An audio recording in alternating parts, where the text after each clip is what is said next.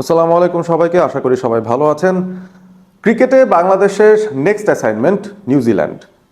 পুরুষ দলের নিউজিল্যান্ড, নারী দলের শ্রীলঙ্কা। এই হচ্ছে অবস্থা। এপ্রিলের এই মাসটা কিন্তু খুব ইম্পর্ট্যান্ট হবে দুটো দলের জন্য। বাংলাদেশের মেন্স টিম তারা নিউজিল্যান্ডের সঙ্গে 3 ম্যাচের ওডিআই সিরিজ, 3 ম্যাচের টি20আই সিরিজ খেলবে এবং সেটা 17 এপ্রিল থেকে শুরু হচ্ছে, অর্থাৎ খুব বেশি সময় বাকি নেই। নিউজিল্যান্ড হয়তো আর কয়েকদিনের মধ্যেই চলে আসবে বাংলাদেশে, এবং বাংলাদেশ কিন্তু সে ব্যাপারটা নিয়ে আলাদা করে একটা ভালো রকমের প্রস্তুতি ক্যাম্প তারা করেছে। বিশেষ করে ঈদের পর থেকেই এই ক্যাম্পটা শুরু হয়েছে এবং সেই ক্যাম্পে অনেকে যোগ দিয়েছেন। ইন্টারেস্টিং কিছু প্লেয়ার আছেন যারা যোগ দিয়েছেন এই ক্যাম্পে। ফর এক্সাম্পল মোসাদ্দেক হোসেন সৈকত। আমরা জানি না যে তাকে আসলে স্কোয়াডের মধ্যে অন্তর্ভুক্ত করার পরিকল্পনা বাংলাদেশ ক্রিকেট বোর্ডের রয়েছে কিনা, তবে তাকে কিন্তু আমরা ক্যাম্পে দেখেছি।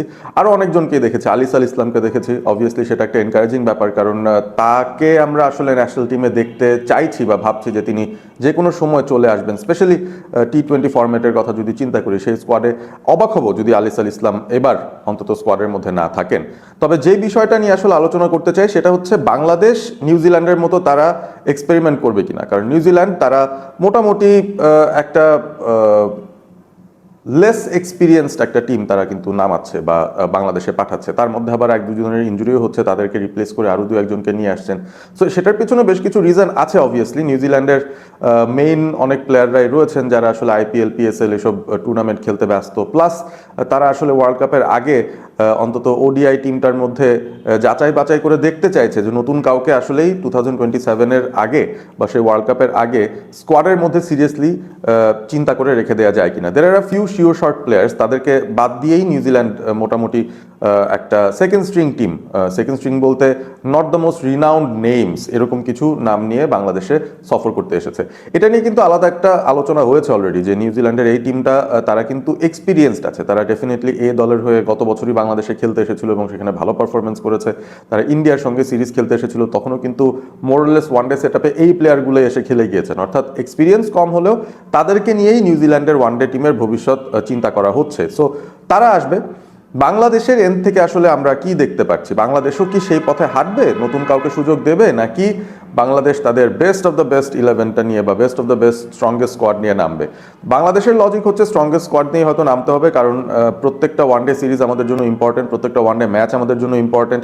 2027 বিশ্বকাপে অটোমেটিক কোয়ালিফাই করতে হলে বাংলাদেশকে যেই সার্টেন র্যাঙ্কিংয়ে থাকতে হবে within the cut off time, সেই র্যাঙ্কিংয়ে থাকার জন্য কিন্তু সামনের সিরিজগুলোতে আসলে জেতা প্রয়োজন। সো বাংলাদেশকে ওই এফোর্টটা দিয়ে যেতে হবে যেন তারা র্যাঙ্কিংয়ে এমন একটা পর্যায়ে থাকে যেখান থেকে সরাসরি ওয়ার্ল্ড কাপ খেলার সুযোগটা তারা পায়। না হলে কিন্তু বিশাল বড় একটা সমস্যা হয়ে যাবে বাংলাদেশের জন্য। যাই হোক, এই মুহূর্তে আমরা যদি চিন্তা করে দেখি বাংলাদেশ তাদের যে ন্যাশনাল টিমের প্লেয়াররা আছে তারা কোথায় কোথায় গিয়েছেন। আইপিএলে তো কেউ নেই, সেটা আমরা জানি ভালো মতনই। পিএসএলে বাংলাদেশের বেশ কয়েকজন খেলোয়াড় রয়েছেন। পিন্ডিজে খেলছেন রিশাদ, আর শরীফুল, তানজিদ তামিম এবং নাহিদ রানা তারা খেলছেন পেশোয়ার জালমিজের হয়ে, আর পারভেজ হোসেন ইমন, মুস্তাফিজ তারা খেলছেন লাহোর কালান্দার্সের হয়ে। সো 3টা ভিন্ন ভিন্ন দলে সব মিলিয়ে 6জন বাংলাদেশি ক্রিকেটার তারা কিন্তু পিএসএলে খেলছেন। এবং এই যে 6জনের কথা বললাম তারা কিন্তু সবাই মোটামুটি বাংলাদেশ ন্যাশনাল টিমে খেলার কথা। পারভেজ ইমনের কথা বলা যেতে পারে, প্রবাবলি তিনি শুধুমাত্র টি20 ফরম্যাটটাতে তাকে চিন্তা করা হচ্ছে, বা বাদ বাকি যেসব খেলোয়াড়রা রয়েছেন মুস্তাফিজ, তানজিদ তামিম, আপনার রিশাদ হোসেন, শরীফুল, নাহিদ রানা সবাই কিন্তু 2 ফরম্যাটেই, ওয়ানডে এবং টি20আই 2 ফরম্যাটেই হয়তো বিবেচনায় থাকবে। সো একটা বিষয় আমরা আসলে বুঝতে পারছি যে পিএসএলটা তো চলবে, পিএসএল চলতে থাকবে এপ্রিল মাসের শেষ পর্যন্ত বা মেয়ের 2 তারিখে বোধহয় সেটার ফাইনাল। বাট পিএসএল এর শেষ পর্বগুলো বাংলাদেশের এই প্লেয়ারগুলো বোধহয় খেলতে পারবেন না, এবং মোস্ট লাইকলি তানজিদ তামিম কোনো ম্যাচ না খেলেই তাকে ফিরে আসতে হবে। কারণ 12 তারিখ পর্যন্ত এনওসি দেয়া ছিল বাংলাদেশ ক্রিকেট বোর্ডের পক্ষ থেকে এই সব প্লেয়ারদের জন্য। এই যে 6জন গিয়েছেন পিএসএল এ সবার জন্যই 12 তারিখ পর্যন্ত এনওসি দেওয়া ছিল।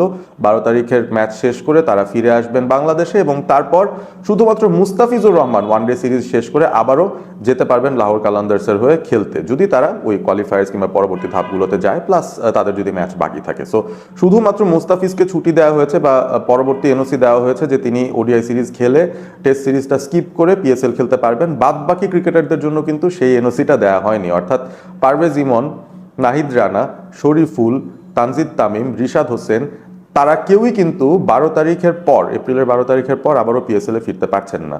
তাদের সবাইকেই ব্যবহার করার পরিকল্পনা করা হচ্ছে ওয়ানডে এবং টি20 2 সিরিজেই। এবং এই বিষয়টাই অনেকের কাছেই আসলে মনে হচ্ছে যে যুক্তিযুক্ত হয়েছে কিনা, করার প্রয়োজন ছিল কিনা, কারণ বাংলাদেশ তো আরো বেশ কিছু অপশনস তারা হয়তো যাচাই করে দেখতে পারতো। তবে ওডিআই সিরিজটার জন্য আমিও অ্যাগ্রি করি, প্রবাবলি আমাদের অত এক্সপেরিমেন্টেশনে যাওয়াটা ডিফিকাল্ট হবে। এবং এই ওডিআই সিরিজটা কিন্তু অন্য লেভেলে ডিফিকাল্ট হবে, কারণ আপনি দেখেন পাকিস্তান যখন এসেছিল বাংলাদেশে ওডিআই সিরিজটা খেলতে, সেখানেই কিন্তু আমরা দেখেছি বৃষ্টির একটা বাগড়া ছিল।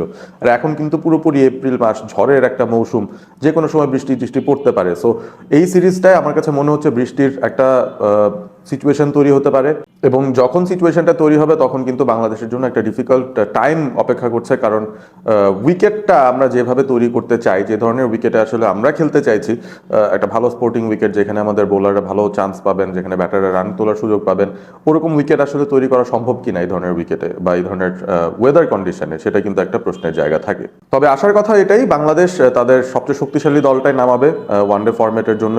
হয়তো টি-20তে মুস্তাফিজকে ছাড়া আমাদের খেলতে হবে, বাট ওয়ানডে সিরিজটা আমি প্রবাবলি দেখতে পাচ্ছি যে বাংলাদেশ তাদের ফুল কমপ্লিমেন্ট নিয়েই মাঠে নামতে পারছে। তো আপনারা কমেন্ট করে জানিয়ে দিন আসলে বাংলাদেশের স্কোয়াডটা আপনারা কেমন দেখতে চান, এবং অবভিয়াসলি পিএসএল এর জন্য যারা এনওসি 12 তারিখ পর্যন্ত পেয়েছেন তারপর আর পাচ্ছেন না, এটা আসলে ফেয়ার হলো কিনা, বা তাদেরকে ছেড়েই বাংলাদেশ কি স্কোয়াডটা তৈরি করতে পারতো কিনা ওয়ানডে এবং টি-20-র জন্য, সেটাও আপনারা কমেন্ট করে জানিয়ে দিতে পারেন। থাকবেন অলস্পোর্ট এবিপির সঙ্গে, ভালো থাকবেন সবাই।